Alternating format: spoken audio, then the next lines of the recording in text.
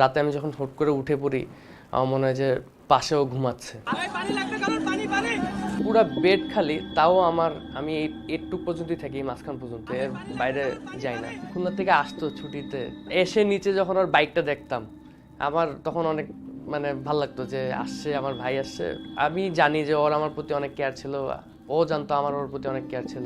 আমি এখন যে শার্টটা পরে আছি, এটাও ওর একটা ফেভারিট শার্ট ছিল।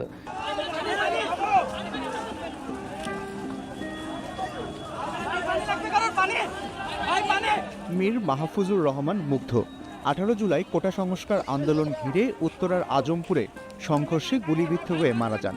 2023 সালে খুলনা বিশ্ববিদ্যালয় থেকে গণিতে স্নাতক শেষ করে ঢাকায় ভর্তি হয়েছিলেন বাংলাদেশ ইউনিভার্সিটি অব প্রফেশনালসে, করছিলেন প্রফেশনাল MBA। পড়াশোনার পাশাপাশি ফ্রিল্যান্সিংয়ে বেশ ভালো আয় হতো মুগ্ধর। সব বায়ার হাইলি স্যাটিসফাইড আর কি।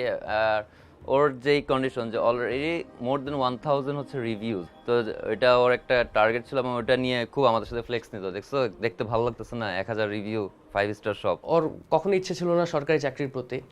ও সবসময়, আমাদের তিনো ভাইয়েরই প্ল্যান ছিল যে আমরা একদম ফুললি পড়ালেখা শেষ করে যখন সেটেল হওয়ার ট্রাই করব, তখন আমরা আমাদের একটা IT কোম্পানি দেবো এবং IT কোম্পানিতে আমরা 3 জন কাজ করব।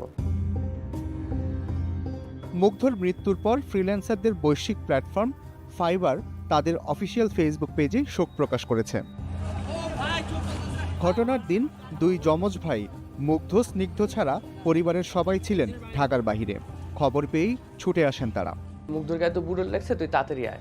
কোনো কান্নাকাটি না, কোনো কিছু না। আমি মনে করছি যে হয়তো বা রাবার বুলেট লাগছে। 5 মিনিট আমি ওর কাছেও যাইনি, আমি বেডের পাশেই বসে আছি যে ডাক্তার আসলে ডাক্তারকে জিজ্ঞাসা করবো এখন কী অবস্থা।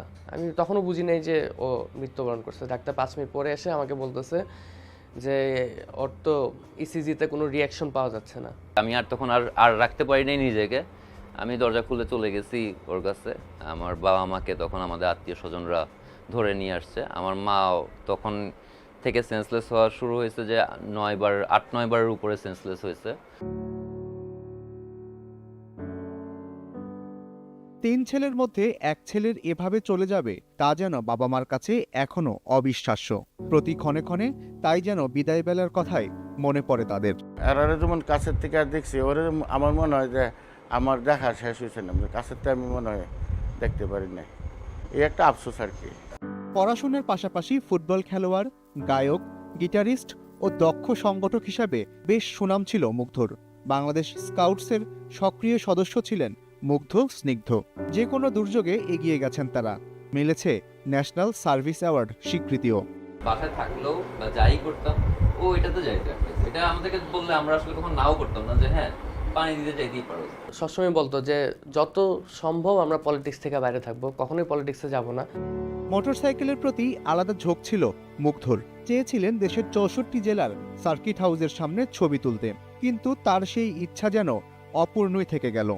আমরা তিনো ভাই আসলে খুব ঘোরাঘুরিটা খুব পছন্দ করি। আমাদের তিনো ভাইয়েরই বাইক আছে, আমরা তিনো ভাই বাইক নিয়ে একসাথে ঘুরতে যাই। আমার ওয়াইফ সহই ঘুরতে যাই।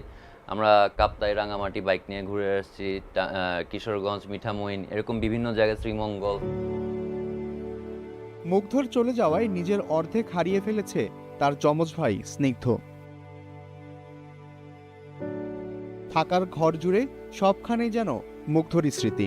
বিষয়টা মেনে নিতে হবে, কিন্তু আমি সারা জীবন এটার জন্য আমার আফসোস থেকে যাবে যে আজকে মুগ্ধ এই জায়গায় থাকলে আমার এটা বলতো।